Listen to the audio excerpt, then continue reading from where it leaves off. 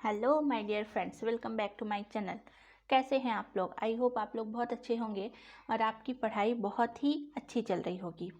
आज हम लोग एक नई सीरीज़ स्टार्ट कर रहे हैं जिसमें हम लोग क्लास 6 की एनसीईआरटी, ज्योग्राफी की क्लास 6 की एनसीईआरटी जो है इसको कवर करेंगे। ठीक है, तो हम चैप्टर वाइज करेंगे पूरा एक एक करके, जो कि इम्पॉर्टेंट टॉपिक्स पूरा करने वाले हैं। सारा चैप्टर पूरा लाइन बाय लाइन इसको कवर करेंगे अच्छी तरीके से, जो कि सभी एग्ज़ाम के लिए इम्पॉर्टेंट होने वाला है। चाहे वो आपका ज्योग्राफी सब्जेक्ट में कहीं भी आप एग्ज़ाम दे रहे हैं, या तो एमपी टेट 1 हो या तो कोई पीजीटी लेवल का एग्ज़ाम हो, ठीक है, या तो आप यूजीसी नेट हो, यूपीएससी हो, जहाँ पर भी ज्योग्राफी का इस्तेमाल किया जाएगा यानी ज्योग्राफी सब्जेक्ट यूज़ किया जाएगा, वो सभी के लिए बहुत इंपॉर्टेंट होने वाला है। ठीक है, स्पेशल फॉर जो एमपी टेट वर्ग 1 वाले हैं उनके लिए ये सीरीज जो है स्टार्ट की गई है। ठीक है, तो चलिए फिर स्टार्ट करते हैं। तो अगर आप इस चैनल पर नए हैं तो चैनल को सब्सक्राइब कर लीजिए, क्योंकि अभी से लेकर के आपके एग्ज़ाम तक हम आपके साथ जो है ऐसे ही बने रहेंगे। तो चलिए फिर स्टार्ट करते हैं। यहाँ पास हम लोग आज जो है चैप्टर 1 को कवर करेंगे। ठीक है ना, चैप्टर 1 को आज हम लोग कवर करने वाले हैं, जो कि इसमें आपको दिखेगा सबसे पहला चैप्टर। अगर आपको इसका पीडीएफ चाहिए तो हमारा टेलीग्राम चैनल है, उसको ज्वाइन कर लीजिए, वहाँ पास आपको इसका पीडीएफ जो है मिल जाएगा। देखिए, ये जो है इसमें टोटल 8 चैप्टर बताए गए हैं। हम लोग सारे 8 चैप्टर यानी कि ये 8 पार्ट में जो है ये पूरा 8 चैप्टर में ये एनसीईआरटी की बुक ख़त्म होगी। तो यहाँ पर सौर मंडल में पृथ्वी, ग्लोब, पृथ्वी की गतियाँ, मानचित्र, पृथ्वी के प्रमुख परिमंडल, पृथ्वी के प्रमुख स्थल रूप, हमारा देश, ठीक है, भारत, जलवायु, वनस्पति और वन्य प्राणी, इसको हम लोग कवर करने वाले हैं। ठीक है, तो चलिए आज हम लोग चैप्टर 1 को करेंगे। देखिए, कोई भी एग्ज़ाम हो, हमने आपको बताया है सबसे पहले आप एनसीईआरटी से स्टार्ट करिए। ठीक है, और ये जिन लोग का भूगोल सब्जेक्ट है, ठीक है, ये उनके लिए स्पेशल हमने उनके लिए सीरीज स्टार्ट की है। देखिए चैप्टर 1 में क्या बोलता है। चैप्टर 1 में हम लोग पढ़ेंगे सौर मंडल में पृथ्वी, यानी कि जो सौर मंडल में पृथ्वी है उसके बारे में। ठीक है, पूरा हम लोग यहाँ पास कवर करने वाले हैं। इम्पॉर्टेंट पॉइंट जो बहुत ही इम्पॉर्टेंट होगा उसको हम बताते जाएंगे, आप लोग जो है उसको नोट करते जाइएगा। ठीक है, तो चलिए स्टार्ट करते हैं। आपको इसका पीडीएफ जो है कहाँ मिलेगा? टेलीग्राम चैनल, लिंक जो है डिस्क्रिप्शन में दिया हुआ है। चलिए तो फिर स्टार्ट करते हैं। सौर मंडल में देखिए, सूर्यास्त के बाद आकाश को देखना कितना अच्छा लगता है। आसमान में पहले 1 या 2 चमकते बिंदु ही दिखते हैं, लेकिन बाद में इनकी संख्या जो है बढ़ती जाती है। आप उनकी गणना नहीं कर सकते। संपूर्ण आकाश छोटी छोटी चमकदार वस्तुएं से भरा हुआ होता है, जिनमें से कुछ चमकीले होते हैं तो कुछ धुंधले होते हैं। ऐसा प्रतीत होता है मानो पूरा आकाश हीरे से जड़ा हुआ हो। ठीक है, ऐसा कुछ प्रतीत होता है आपको चमकता हुआ। इनमें से कुछ टिमटिमाटे तारे भी प्रतीत होते हैं, लेकिन अगर आप उनको ध्यान से देखेंगे तो आप पाएंगे कि इनमें से कुछ की टिमटिमाहट अन्य से बिल्कुल ही अलग है। ठीक है, कुछ ऐसे होंगे जो बहुत ज़्यादा आपको चमकता हुआ दिखाई देगा और कुछ होंगे जो बहुत कम चमकते हुए दिखाई देंगे। ये बिना किसी टिमटिमाहट के चंद्रमा के समान जो है चमकते हैं।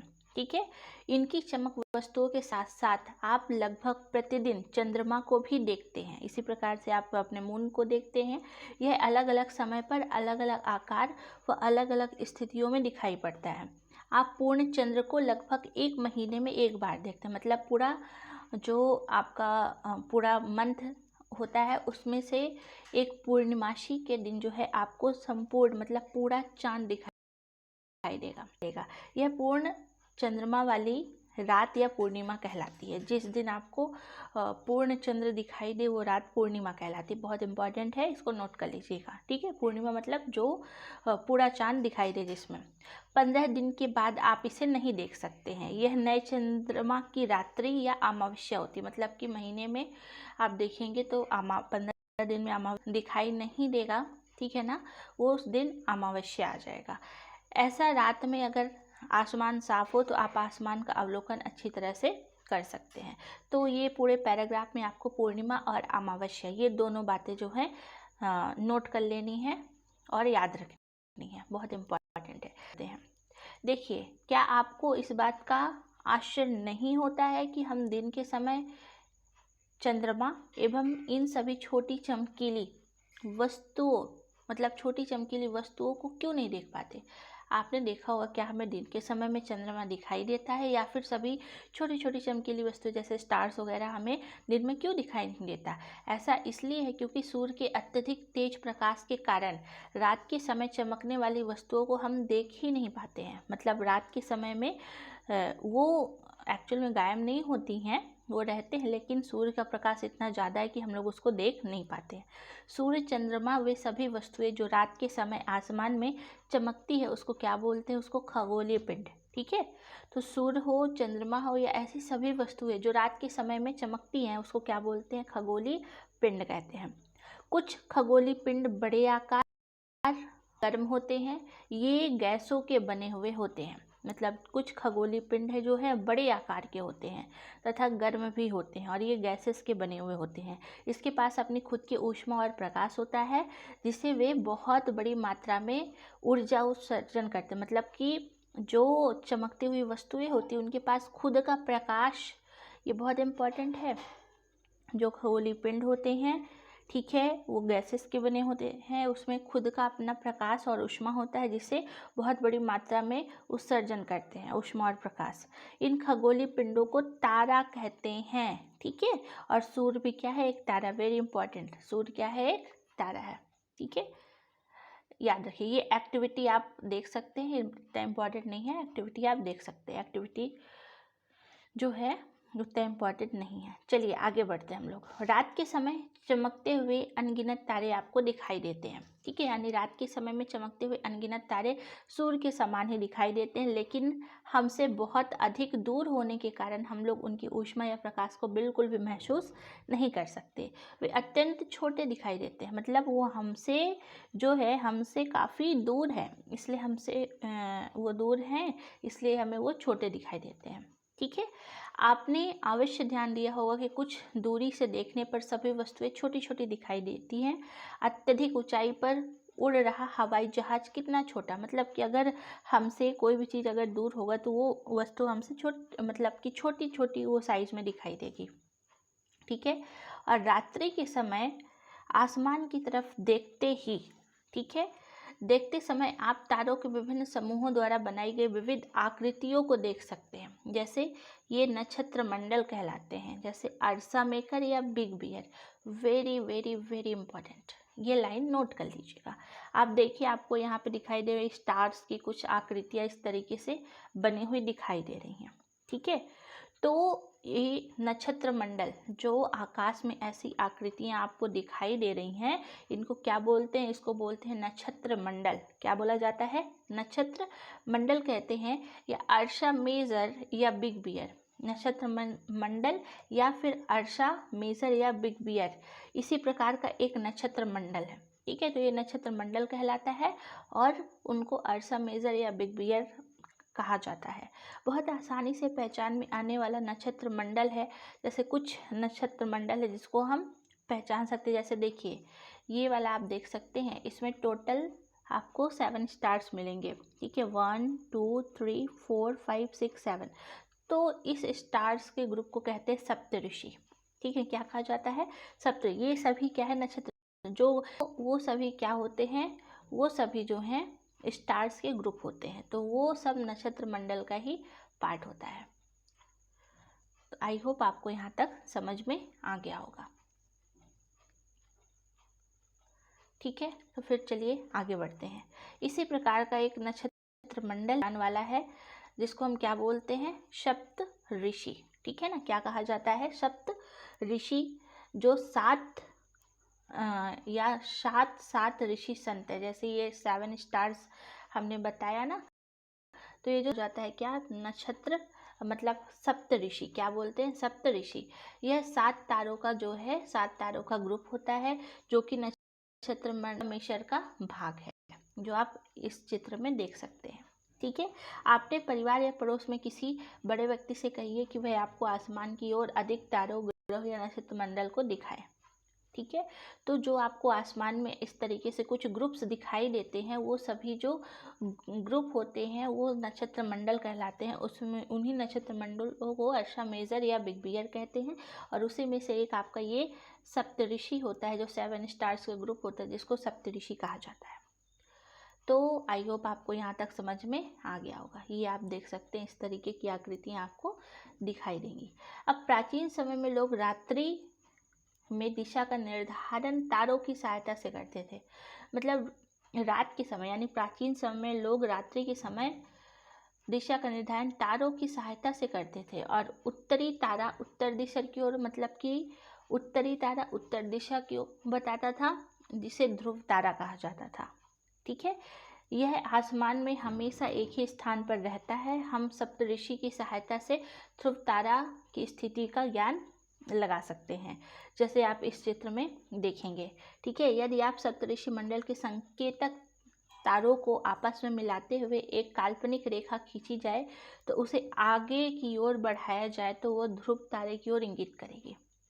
जैसे आप देख सकते हैं कि यहाँ पास जो सप्तऋषि है, ठीक है, तो जो सप्तऋषि वाला, ये आप देख सकते हैं, तो सप्तऋषि से उत्तर दिशा की ओर जब आप इसको ऐसे देखेंगे तो जो एक चमकता हुआ तारा दिखाई देगा उत्तर दिशा की ओर, तो ये ध्रुव तारा कहलाता है। क्या कहलाता है? ध्रुव तारा, जो कि अपनी स्थिति पर होता है, काफ़ी चमकता हुआ आपको दिखाई देगा। ठीक है। चलिए आगे बढ़ते हैं हम लोग। आई होप आपको यहाँ तक समझ में आ गया होगा। कुछ खगोलीय पिंडों में अपना प्रकाश और ऊष्मा, कुछ खगोलीय पिंड ऐसे होते हैं जिसमें अपना प्रकाश और ऊष्मा नहीं होता, वे तारों के प्रकाश से प्रकाशित होते हैं। ऐसे पिंड ग्रह कहलाते हैं। ठीक है। जिसमें खुद का अपना ऊष्मा प्रकाश नहीं होता है, वह तारों के प्रकाश से प्रकाशित होते हैं, तो उसको क्या बोलते हैं? ग्रह, प्लैनेट। ग्रह, जिसे अंग्रेजी शब्द प्लैनेट कहते हैं, यह ग्रीक भाषा के प्लेनाइट शब्द से बना। Very important. प्लैनेट ग्रीक भाषा के प्लेनाइट शब्द से बना है, जिसका अर्थ होता है परिभ्रमक।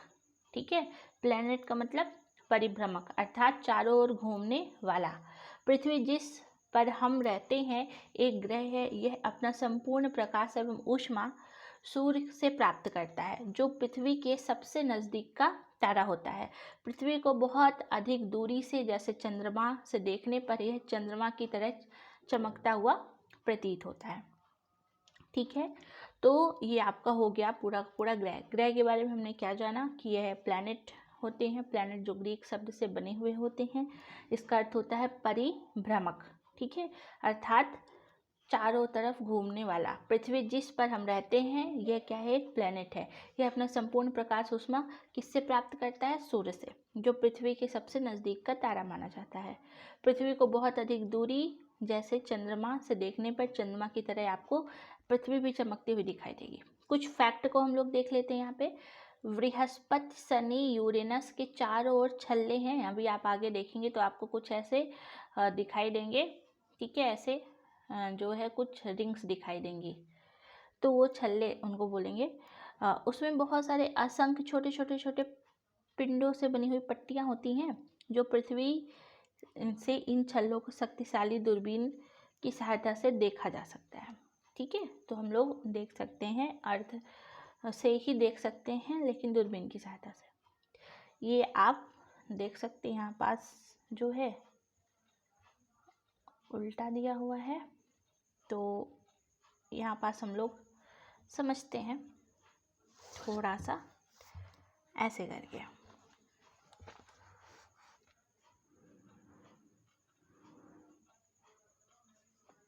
ये देखिए, यहाँ पर सारे प्लैनेट्स हैं जो आपको देखने को मिलेंगे। ठीक है। ये सारे जो हैं प्लैनेट्स हैं इस तरीके से।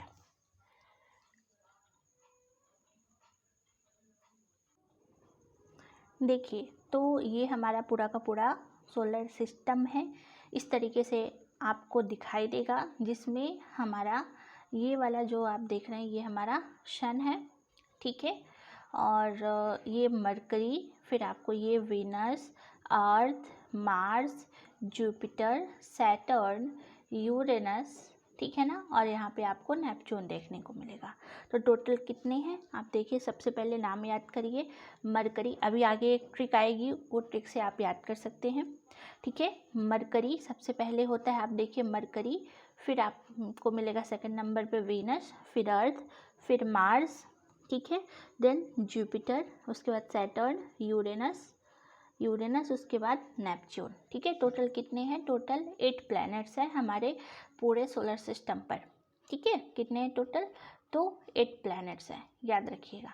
देखिए अब हम लोग एक एक करके थोड़ी सी उनकी विशेषताओं के बारे में देखते हैं। ये आपको सन है और सन के सारे प्लैनेट जो हैं ऐसे ऐसे ऐसे गोल गोल गोल गोल चक्कर लगाते रहते हैं, ठीक है ना। ये सारे लोग जो हैं इस तरीके से चक्कर लगाते रहते हैं। तो सबसे पहले बात करते हैं मरकरी, ठीक है। मरकरी जो है यह 1 ऑर्बिट सन 88 डेज, मतलब कि ये सन का इसको चक्कर लगाने में टोटल कितने दिन लगते हैं? 88 दिन, ठीक है। कितने दिन लगते हैं? 88 दिन। जैसे ये मान लीजिए सन है और ये मरकरी है, तो इसको जो है पूरा एक चक्कर पूरा करने में कितने दिन लगते हैं? यह जो है सूर्य के चारों ओर एक और ऑर्बिट अराउंड से, यानी कि एक चक्कर पूरा करने में 88 डेज, ठीक है, 88 डेज। और ये अपनी ही जगह पे अपने ही अक्ष पर भी ये घूमती है मरकरी। तो ये अपने अक्ष पर घूमती है, तो इसको कितने दिन लगते हैं? इसको लगते हैं 59 डेज। कितना? 59 डेज, ठीक है ना। कितना? 59 डेज। क्लियर? आई होप आपको समझ में आ गया होगा। तो मरकरी ये पूरे प्लैनेट का सबसे छोटा, मतलब पूरे प्लैनेट का सबसे छोटा है ये, ठीक है। पूरे प्लैनेट का सबसे छोटा यह आपका प्लैनेट है मरकरी, जिसको पूरा एक चक्कर लगाने में सन का कितना दिन लगता है? 88 दिन, और अपने ही अक्ष पर घूमने पे 59 डेज लगता है, ठीक है। अब बात करते हैं वीनस। तो वीनस जो है, वीनस आपको मिलेगा, वीनस पूरा अपना चक्कर पूरा करता है 255 दिन। सूर्य का चक्कर लगाता है कितना? 255 दिन में, और अपने अक्ष पर घूमता है 243 दिन, ठीक है। पूरा 255 दिन लगते हैं। सन का पूरा थोड़ा सा दूर हो जाएगा तो सन का एक चक्कर लगाने में 255 दिन, और अपने ही अक्ष पर घूमता है 243 दिन। हमारी पृथ्वी पूरा जो पृथ्वी है ये पूरे सन का चक्कर लगाती है, तो इसको लगते हैं पूरे साल 100 मतलब पूरे 365 दिन लगते हैं, और 365 दिन लीप ईयर में 4 साल में 366 डेज आ जाएंगे, ठीक है। और अपने अक्ष घूमने पर यानी एक दिन का समय लगता है 24 घंटे, ठीक है। नंबर ऑफ मून कितने हैं यहाँ पे? यानी कि इसके मून एक है, जिसको हम चंद्रमा कहते हैं, ठीक है। तो चौथे नंबर पे आता है हमारा मार्स। इसको सन का चक्कर लगाने में कितना समय लगता है? इसको लगता है सन का चक्कर लगाने में 687 दिन। कितना? 687 दिन। और ये अपने ही अक्ष पर ये भी एक ही दिन में घूमता है, और इसके 2 मून हैं, दो मून हैं। कहाँ? मार्स, ठीक है, याद रखिएगा, एकदम से बहुत इम्पॉर्टेंट है। अब हम लोग आगे चलते हैं। तो आई होप आपको यहाँ तक समझ में आ गया होगा। तो मरकरी जो है 88 डेज, वीनस 55 दिन, अर्थ 365 दिन, और मार्स 687 दिन। अब बात करते हैं जुपिटर, ठीक है। जुपिटर की अगर बात करें तो इसको पूरा सन का एक चक्कर लगाने में लगते हैं 11 साल 11 महीने, और मतलब अप्रॉक्स 12 साल, ठीक है। 11 साल 11 महीने यानी अप्रॉक्स 12 साल। पूरा एक चक्कर लगाने में 12 साल बीत जाते हैं, क्योंकि थोड़ी दूरी भी है इसकी ज़्यादा। और 9 घंटे 56 मिनट का समय लगता है इसको अपने ही अक्ष पर घूमने पर, मतलब कि अपने ही अक्ष पर घूमता है कितने दिनों में? तो 9 घंटे, मात्र 9 घंटे में ये पूरा अपना एक चक्कर पूरा कर लेता है, ठीक है। और इसमें टोटल 16 मून है। कितना? 16। जुपिटर में मून की संख्या कितनी है? 16, याद रखिएगा, 16 मून है इसके। अब बात करते हैं सैटर्न। सैटर्न को पूरे सन का चक्कर लगाने में लगते हैं 29 साल 5 महीने। कितने? 29 साल 5 महीने। और अपने ही अक्ष पर यानी अपनी ही जगह पर उसको घूमने में लगते हैं 10 घंटे 40 मिनट। कितना? 10 घंटे 40 मिनट। और इसमें टोटल 18 चंद्रमा है सैटर्न में। कितनी चंद्रमाएँ हैं? 18 था। ठीक है, अब बात करते हैं यूरेनस। यूरेनस को अब मतलब कि पूरा एक चक्कर लगाने में यूरेनस को, जैसे मान लीजिए ये सन है, ठीक है, और ये यूरेनस है, इसको पूरा एक चक्कर लगाने में लगते हैं 84 ईयर्स।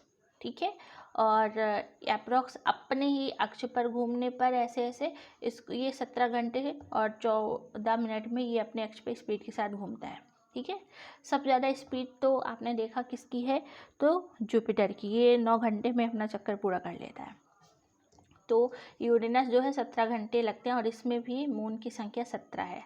ठीक है, यूरेनस और जुपिटर में 16 और यहाँ पे मून की संख्या 17, सैटर्न में 18, यानी अभी तक सबसे ज़्यादा मून कहाँ देखे गए, सैटर्न में। ठीक है, तो ये बहुत इम्पॉर्टेंट पार्ट है जो आपको याद रखना है। देन उसके बाद ये आप देख सकते हैं, ये पूरा पूरा इनकी ये इस तरीके से दिया हुआ है। ठीक है, तो ये याद रखिएगा। यानी एक बार फिर से देखिए, ये मरकरी जो है अपना एक चक्कर पूरा करती है कितने दिन में, 88 दिनों में, और अपने ही अक्ष पर घूमती है यहाँ पे अप्रॉक्स 59 डेज।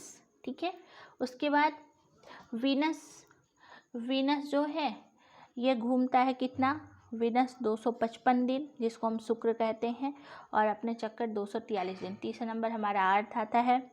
अर्थ पर ये जो दिया हुआ है, आपको पता है पूरा एक साल लगता है, यानी 365 दिन, और अपने अक्ष पे 24 घंटे। मार्क्स की बात करें तो मंगल, इसको 687 दिन लगते हैं सूर्य का चक्कर लगाने में, और एक ही दिन में ये अपना एक चक्कर पूरा कर लेता है। ठीक है, फिर इसके बाद ये 4 जो है, ये अंदर के 4, इसको आंतरिक ग्रह कहते हैं। ठीक है, मतलब कि मरकरी, वीनस, अर्थ और मार्स, ठीक है, ये अंदर के ग्रह हैं, इसको आंतरिक ग्रह कहा जाता है। ठीक है, ये एस्ट्रॉइड बेल्ट आपको दिखाई दे रही है, ये एस्ट्रॉइड बेल्ट इस तरीके से, ये तो इसके अंदर के ये जो आपको प्लैनेट्स दिखाई देंगे ना, इसको आंतरिक ग्रह कहते हैं।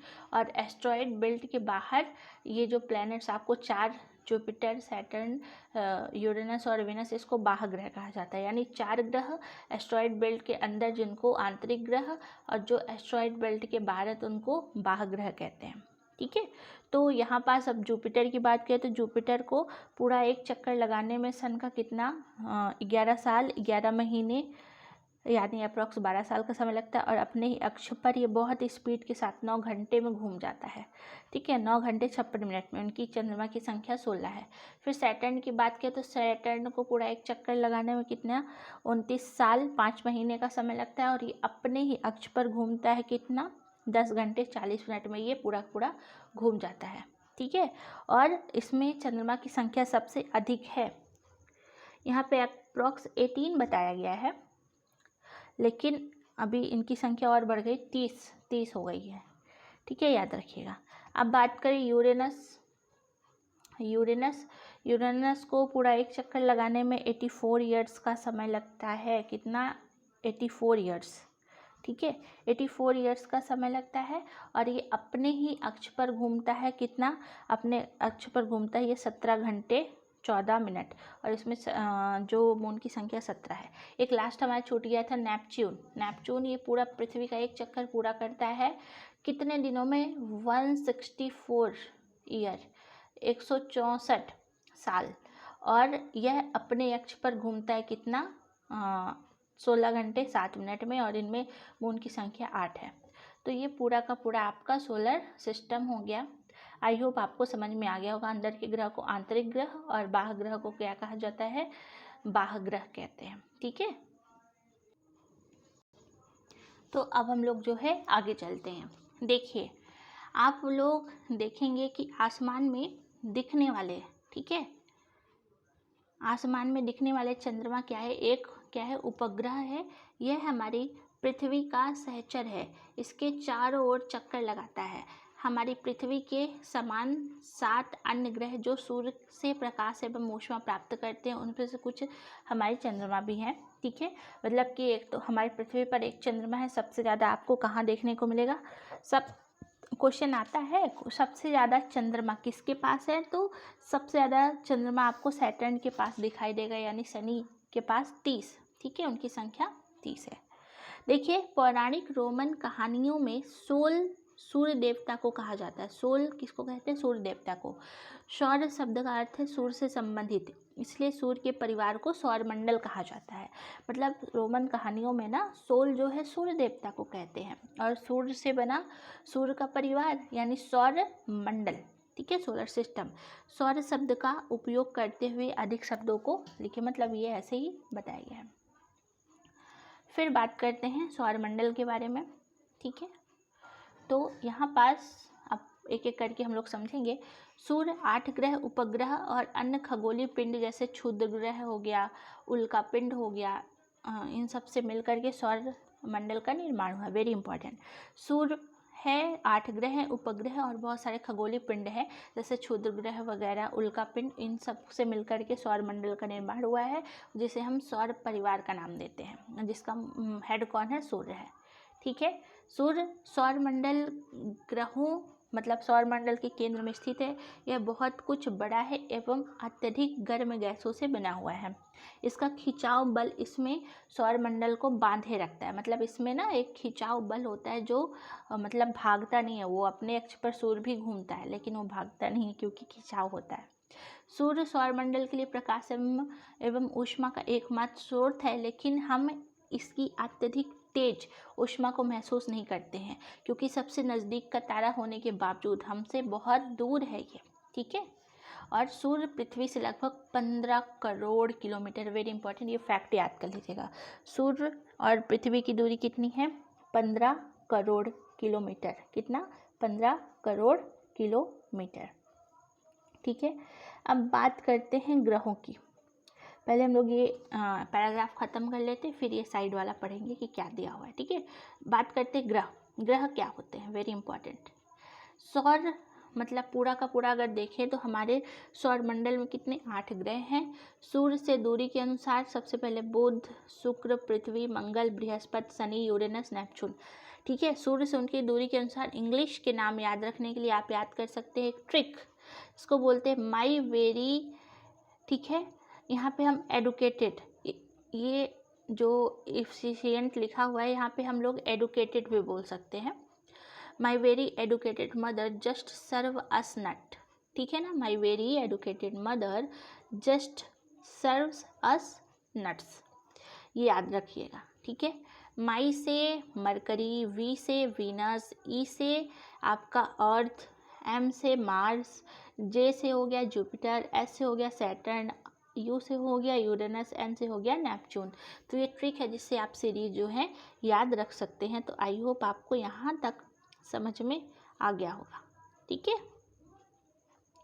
चलिए हम लोग आगे देखते हैं। सौरमंडल के सभी 8 ग्रह एक निश्चित पथ पर सूर्य का चक्कर लगाते हैं और ये दीर्घवृत्त है। जैसे मान लीजिए सूर्य है और ये उनके ग्रह, तो ये एक दीर्घवृत्ताकार में चक्कर लगाते हैं जिसको ये कक्षा कहते हैं। मतलब ये जो पूरा कंप्लीट करते तो ये जो भाग होता है अंदर का, इसको क्या बोलते हैं? कक्षा। बुध सूर्य के सबसे नज़दीक है, ये सन हो गया। सन के सबसे नज़दीक क्या है? बुध, बुध जिसको मरकरी कहते हैं। अपनी कक्षा में सूर्य के चारों ओर एक चक्कर लगाने में, इसको हमने बताया कितने दिन लगते हैं? 88 दिन का समय लगता है, ठीक है। कितने दिन? 88 दिन। शुक्र को पृथ्वी का जुड़वा ग्रह माना गया। शुक्र को क्या बोलते हैं? पृथ्वी की जुड़वा बहन, ठीक है ना, क्योंकि इसका आकार और आकृति बिल्कुल पृथ्वी के समान है।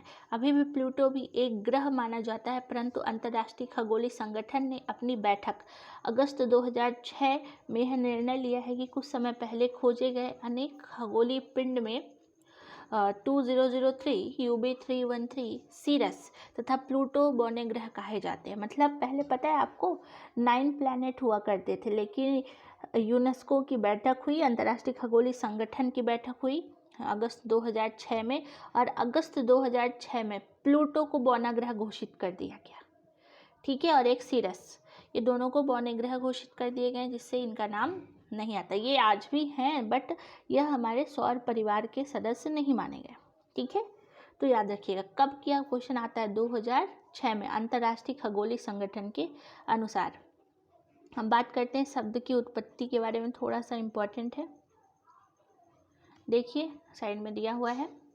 ऐसे शब्द से जिसका मतलब ऐसे बहुत से शब्द जिसका उपयोग हम एक भाषा में करते हैं, अक्सर वे दूसरी भाषाओं के लिए किए जा सकते हैं, जिसको हम शब्द कहते हैं। उदाहरण के लिए ज्योग्राफी एक अंग्रेजी शब्द है, यह ग्रीक भाषा से लिया गया है, जिसका अर्थ होता है पृथ्वी का विवरण, मतलब पृथ्वी का विवरण। यह दो ग्रीक शब्दों से मिलकर बना है। जैसे जीई शब्द का अर्थ होता है पृथ्वी और ग्राफिया शब्द का होता है लिखना, पृथ्वी के बारे में लिखना मतलब ज्योग्राफी, ठीक है ना। और आइए पृथ्वी के संबंध में और अधिक जानें। जैसे जियो है, जियोलॉजी का मतलब होता है, अगर हम जियोलॉजिया बोलें तो लॉजी का मतलब होगा पृथ्वी का अध्ययन, तो जियोलॉजिया मतलब पृथ्वी का अध्ययन, ठीक है। जियोमेटेरिया बोले या मेट्रा बोले, मेट्री तो पृथ्वी का मापन, ठीक है। जियो ऑकाइड बोले तो पृथ्वी के आकार का अनुरूप, तो इस तरीके से अध्ययन होता है, ठीक है। तो ये चीज़ यहाँ पे दिया हुआ है, इंपॉर्टेंट है, इसको नोट कर लीजिएगा। फिर एक और बात जानते हैं हम लोग, रात में आसमान को देखकर मनुष्य हमेशा से मोहित हुआ है। बहुत सुंदर सा आसमान लगता है, आपको पता है, उसके आकाश के नीचे बैठना कितना सुंदर लगता है। खगोलीय पिंडों एवं उनकी गति के संबंध में अध्ययन करने वालों को खगोल शास्त्रीय कहते हैं, ठीक है। जो लोग खगोलीय पिंड के बारे में अध्ययन करते हैं उनको क्या कहा जाता है, खगोल।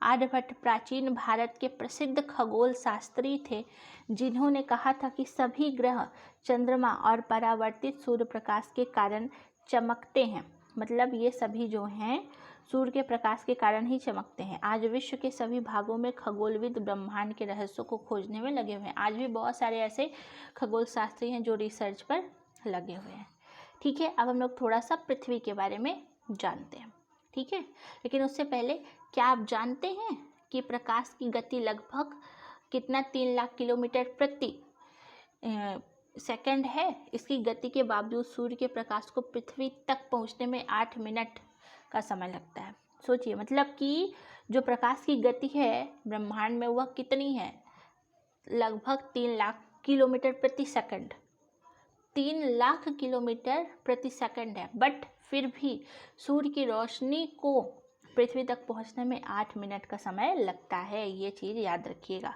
चलिए हम लोग पृथ्वी के बारे में पढ़ते हैं। सूर्य से दूरी के हिसाब से पृथ्वी तीसरा ग्रह है। आकार में यह 5वां सबसे बड़ा ग्रह है। यह ध्रुवों के पास थोड़ी चपटी है, यही कारण है कि इसके आकार को भू आभाग कहा जाता है। भू आभाग का अर्थ है पृथ्वी के समान आकार, मतलब कि देखिए सूर्य से दूरी के हिसाब से पृथ्वी तीसरा ग्रह, आपको पता है आकार में 5वां। आकार में अगर देखा जाए साइज के अकॉर्डिंग तो ये पृथ्वी जो है 5वां, कौन सा है, 5वां, ठीक है। वैसे सीरीज में देखा जाए तो तीसरा, आकार के आधार पर 5वां ग्रह है और इसके आकार को भू आभाव कहते हैं, भू आभ, ठीक है। भू आभ का अर्थ है पृथ्वी के समान आकार। जीवन के लिए अनुकूल परिस्थितियां संभव है केवल पृथ्वी पर ही पाई जाती हैं। पृथ्वी ना तो अधिक गर्म होती है ना तो अधिक ठंडी रहती है। यहाँ पानी एवं वायु उपस्थित है जो हमारे जीवन के लिए आवश्यक है। वायु में जीवन के लिए आवश्यक गैसें जैसे ऑक्सीजन मौजूद हैं। इन्हीं कारण से पृथ्वी सौरमंडल का सबसे अद्भुत ग्रह माना गया है। अंतरिक्ष से देखने पर पृथ्वी नीले रंग की दिखाई देती है, ठीक है, क्योंकि इसके 2/3 सतह पानी से ढकी हुई है, इसीलिए नीला रंग की दिखाई देती है। इसीलिए इसे नीला ग्रह भी कहा जाता है। पृथ्वी को नीला ग्रह कहते हैं क्योंकि ये लगभग 1/3 हिस्सा इसका पानी से है, इसलिए दूर से चमकती हुई दिखाई देती है नीले कलर, ठीक है। और इसके आकार को भू आभ कहते हैं। इसका अर्थ होता है पृथ्वी के समान आकार। तो आई होप आपको यहाँ तक समझ में आया होगा। एक फैक्ट हम लोग जानते हैं, नील आर्मस्ट्रॉन्ग पहले व्यक्ति थे जिन्होंने 21 जुलाई 1969 को सबसे पहले चंद्रमा की सतह पर कदम रखा। वेरी वेरी इंपॉर्टेंट, ये डेट आप याद रखिएगा, 21 जुलाई 1969। कब, 21 जुलाई, ठीक है, 21 जुलाई 1969, ठीक है, 1969, 21 जुलाई 1969 को पहले व्यक्ति थे। ये नहीं है नील आर्मस्ट्रॉन्ग, ठीक है ना, ये इनको मत समझिएगा, ये ऐसे ही कार्टून पिक्चर दी हुई है। नील आर्मस्ट्रॉन्ग पहले व्यक्ति थे जिन्होंने 21 जुलाई 1969 को सबसे पहले चंद्रमा की सतह पर कदम रखा। मालूम करो कि क्या कोई भारतीय चंद्रमा पर गया है, आप लोग बताइएगा नीचे कमेंट में। आपको अगर पता है, बिल्कुल पता होगा, आप सब बहुत ही अच्छे लोग हैं, ठीक है, बहुत ही जो है अच्छे हैं। तो इसीलिए नीचे कमेंट में ज़रूर बताइएगा कि कौन सा भारतीय, एक तो बताइएगा पहला प्रथम भारतीय का नाम नीचे आपको कमेंट में बताना है, आपको पता है तो ठीक है, ये आपको बताना है, और कितने लोग जा चुके हैं उनके नाम बताना है। चलिए आगे देखते हैं हम लोग। अब चंद्रमा की बात करते हैं, ठीक है। चंद्रमा क्या है? मून आपको पता है हमारा एक पृथ्वी के पास हम लोग रहते हैं। हमारी पृथ्वी के पास केवल एक ही उपग्रह है। सबसे ज़्यादा उपग्रह पूछेगा तो आप क्या बताएंगे? शनि। कितना? 30, ठीक है ना, 30। अब तो और बढ़ गया है, अभी जो डाटा है 30 है, अब तो और ज़्यादा हो गए हैं। इसका व्यास पृथ्वी के व्यास का केवल 1/4 है। अब आप बोलेंगे कैसे बढ़ गया? रिसर्च जारी रहती है और जैसे ही पता चलता है तो उसमें डाटा को ऐड ऑन कर दिया जाता है, ठीक है। तो पृथ्वी के व्यास का केवल 1/4 है, मतलब जितना पृथ्वी का व्यास है उसका 1/4 भाग है ये हमारा मून। यह इतना बड़ा इसलिए प्रतीत होता है क्योंकि ये हमारे ग्रह से अन्य खगोलीय पिंडों की अपेक्षा नज़दीक है। ये मतलब जैसे मान लीजिए पृथ्वी है और ये मून है, इतना पास है ये, और बाकी ग्रह दूर है इसलिए ग्रह हमें दिखाई नहीं देते और बहुत छोटे छोटे स्टार्स के रूप में दिखाई देते हैं, और ये जो है पास है इसलिए बड़ा दिखाई देता है। ये हमसे लगभग एग्जैक्ट डाटा आपको याद रखना है, कितना? 3,84,400 किलोमीटर। 3 लाख, मतलब जो सन है, सन से मून की दूरी कितनी है? 3,84,400 किलोमीटर। अब आप पृथ्वी से सूर्य चंद्रमा की दूरी की तुलना कर सकते हैं कि कितना है, ठीक है। ये देखिए इस तरीके से जो है मानव निर्मित प्रक्षेपण यान जो है भेजा जाता है मून पर। उपग्रह कक्षा में प्रवेश इस तरीके से जाता है, रॉकेट का पृथ्वी पर गिरना, ठीक है, इस तरीके से वहाँ पर गिरता है और फिर रॉकेट का प्रक्षेपण होता है। मतलब इस तरीके से देखिए, ये पृथ्वी है, फिर ये जो है सबसे यहाँ से स्टार्ट होगा, रॉकेट का प्रक्षेपण यान पृथ्वी से बाहर गया, फिर ये आगे गया, रॉकेट का ये जो हिस्सा है पृथ्वी पर गिरेगा, और फिर ये जो ये वाला हिस्सा है यह कक्षा में उपग्रह यानी मून में प्रवेश कर जाएगा और फिर रिसर्च जारी हो जाती है, ठीक है। चलिए देखिए यहाँ पे साइड में क्या दिया हुआ है, थोड़ी सी और चीज़ों को जान लेते हैं। एक खगोलीय पिंड है जो ग्रहों के चारों ओर उसी प्रकार चक्कर लगाता है जिस प्रकार सूर्य ग्रह के चारों ओर चक्कर लगाता है, जिसको हम उपग्रह कहते हैं। मतलब जिस तरीके से सूर्य के चारों तरफ हमारे उपग्रह चक्कर लगाते हैं, मतलब ग्रह चक्कर लगाते हैं, उसी तरीके से ग्रह का चक्कर लगाते हैं ये उपग्रह, यानी मून भी पृथ्वी का चक्कर लगाता है, ठीक है। मानव निर्मित उपग्रह क्या होते हैं? यह एक आर्टिफिशियल पिंड है। यह वैज्ञानिकों के द्वारा बनाया गया है जिसका उपयोग ब्रह्मांड के बारे में जानकारी प्राप्त करने के लिए एवं पृथ्वी पर संचार माध्यम के लिए किया जाता है। इसे रॉकेट के द्वारा अंतरिक्ष में भेजा जाता है एवं पृथ्वी की कक्षा में स्थापित भी किया जाता है। अंतरिक्ष में उपस्थित कुछ भारतीय उपग्रह जैसे इनसेट है, IRS है, एडूसेट है, ये सभी जो हैं जो कि अंतरिक्ष में प्रेजेंट है, ठीक है, जो रिसर्च आज भी जारी है, ठीक है। चलिए अब आगे देखते हैं चंद्रमा के बारे में और कुछ। चंद्रमा पृथ्वी का एक चक्कर लगभग 27 दिन में, कितना? 27 दिन में पूरा करता है। लगभग इतने ही समय में यह अपने अक्ष पर एक चक्कर भी पूरा करता है, मतलब ये अपने अक्ष पर एक चक्कर पूरा करता है। इसके परिणाम पृथ्वी से हमें चंद्रमा का केवल एक ही भाग, ये पूरा इसको 27 दिन लगते हैं घूमने में, और इतने ही समय में अपने अक्ष पर एक चक्कर भी पूरा कर लेता है। इसके परिणाम स्वरूप पृथ्वी से हमें चंद्रमा का केवल एक ही भाग दिखाई पड़ता है। चंद्रमा की परिस्थितियां जीवन के लिए अनुकूल नहीं है। इसकी सतह पर पर्वत, मैदान, गड्ढे हैं जो चंद्रमा की सतह पर छाया बनाते हैं। पूर्णिमा के दिन चंद्रमा पर इसकी छाया को देखा भी जा सकता है, ठीक है, तो आप देख सकते हैं। फिर बात करते हैं क्षुद्र ग्रह क्या होते हैं। इस तरीके से कुछ आपको क्षुद्र ग्रह दिखाई देंगे। तारों, ग्रह एवं उपग्रह के अलावा असंख्य पिंड, छोटे छोटे पिंड भी सूर्य के चारों ओर चक्कर लगाते हैं। इन पिंडों को क्या कहते हैं? क्षुद्र ग्रह कहते हैं। ये मंगल और बृहस्पति की कक्षाओं के बीच पाए जाते हैं। वैज्ञानिकों के अनुसार क्षुद्र ग्रह ग्रहों की गति के भाग होते, मतलब कि यह जो है ग्रहों के ही भाग होते हैं जो बिल्कुल वर्ष पहले विस्फोट होने के बाद ग्रहों से टूटकर अलग हो गए थे। मतलब कि जो विस्फोट हुआ था बिग बैंग थ्योरी का, उससे ग्रह से चिपके जो थे ग्रह का हिस्सा टूट के अलग हो गया था, वही हमारा क्षुद्र ग्रह कहलाता है। ठीक है, अब उल्का पिंड, ठीक है, इस तरीके से यहाँ पे हम लोग देखते हैं उल्का पिंड को। सूर्य के चारों ओर चक्कर लगाने वाले पत्थर के छोटे छोटे टुकड़ों को उल्का पिंड कहते हैं। जो पत्थर के छोटे छोटे टुकड़े होते हैं वो क्या होते हैं? उल्का पिंड। कभी कभी उल्का पिंड पृथ्वी के इतने नज़दीक आ जाते हैं कि इनकी प्रवृत्ति पृथ्वी पर भी गिरने लगती है, और इसी प्रक्रिया के दौरान वायु के साथ घर्षण होने के कारण ये गर्म होकर जल भी जाते हैं। ठीक है, फलस्वरूप चमकदार प्रकाश उत्पन्न होता है। कभी कभी कोई उल्का पूरी तरह से जले बिना पृथ्वी पर गिर जाता है, जिससे धरातल पर गड्ढे बन जाते हैं, बोलते हैं एस्ट्रॉइड गिरा हुआ है। ठीक है, क्या आप तारों वाले खुले आकाश में एक ओर से दूसरी ओर तक फैली सफ़ेद चौड़ी पट्टी कभी देखी है? एक चमकदार रास्ते को देखा है? यह लाखों तारों का ग्रुप होता है। कभी कभी दिखता है एकदम, जब आसमान साफ होता है तो बहुत सारे इस तरीके से चमकदार हिस्सा दिखाई देता है। एक्चुअल में क्या है यह पट्टी आकाश गंगा कहलाती है, मिल्की वे। क्योंकि जब बिग बैंग थ्योरी के अकॉर्डिंग विस्फोट हुआ था तो उसमें बहुत सारी गैलेक्सियाँ निकली थी, बहुत सारी गैलेक्सियाँ।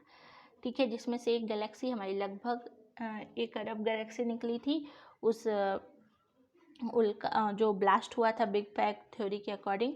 तो उसमें से एक हमारी गैलेक्सी जिसको बोलते हैं आकाशगंगा, और हमारी पड़ोसी गैलेक्सी का नाम है एंड्रोमेडा। ठीक है, तो इसी आकाशगंगा में ही हम लोग रहते हैं। वैसे 1 अरब गैलेक्सियाँ अप्रॉक्स है। हमारा सौरमंडल इसी आकाशगंगा का एक भाग है। प्राचीन भारत में इसकी कल्पना आकाश में प्रकाश की एक बहती नदी से की गई है। मतलब इसकी कल्पना जो है एक बहती हुई नदी, चमकदार नदी से की गई है। इस प्रकार इसका नाम आकाशगंगा पड़ा है। ठीक है, आकाशगंगा करोड़ों तारों, बादलों तथा गैसों की एक प्रणाली है। इस प्रकार की लाखों आकाशगंगाएं मिलकर के क्या बनाती हैं? लाखों आकाशगंगाएं मिलकर ब्रह्मांड का निर्माण करती। बहुत सारी आकाशगंगाएं, मतलब जैसे हमारी गैलेक्सी है उसी तरीके से बहुत सारी, मैंने बताया 1 अरब गैलेक्सी है, और इस गैलेक्सियों के ग्रुप को कहा जाता है सुपर क्लस्टर। ठीक है ना, सुपर क्लस्टर कहते हैं, याद रखिएगा। क्या कहते हैं? सुपर क्लस्टर कहा जाता है। और ये सभी गैलेक्सियाँ मिलकर के ब्रह्मांड का निर्माण करती हैं, जिससे बहुत सारी एनर्जी उत्पन्न होती है। ब्रह्मांड की विशालता की कल्पना करना अत्यधिक कठिन है। आज तक एक्चुअल में पता ही नहीं चल पाया है। वैज्ञानिक अभी भी इसके बारे में अधिक से अधिक जानकारी एकत्रित करने में जुटे हुए हैं। इसके आकार के संबंध में हमें अभी तक कोई जानकारी नहीं कितना बड़ा है, लेकिन फिर भी हम जानते हैं कि कभी हम सभी इसी ब्रह्मांड का हिस्सा हैं। ठीक है, ये देखिए इस तरीके से ये पूरा ब्रह्मांड, देखिए ये पूरा ब्रह्मांड है। ब्रह्मांड में एक हमारी छोटी सी आकाशगंगा है। आकाशगंगा के अंदर हमारा पूरा सौरमंडल है। उस सौरमंडल में के अंदर पृथ्वी है, और उस पृथ्वी के अंदर हम लोग रहते हैं। ठीक है, तो इस तरीके से ये चैप्टर आपका ओवर हो गया।